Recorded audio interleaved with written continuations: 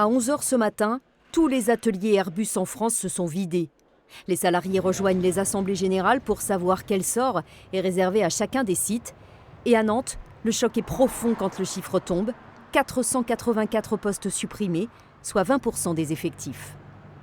C'est énorme, vu le nombre d'avions qu'on a encore à faire, et on n'arrive pas à comprendre quand même que c'est si énorme que ça quand même.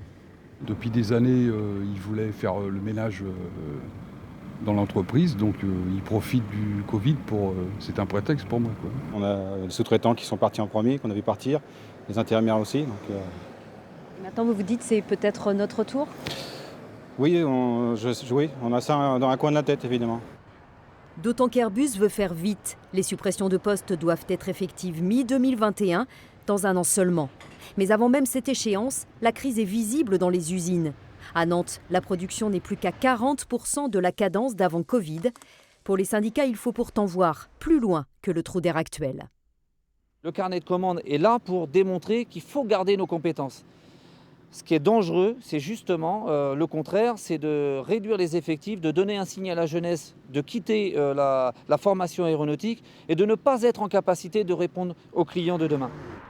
Le ciel si dégagé d'Airbus il y a 6 mois s'assombrit d'une façon inédite. Et pour les syndicats, un combat prioritaire commence, qu'Airbus ne procède à aucun licenciement sec. L'avionneur n'y a jamais eu recours dans toute son histoire.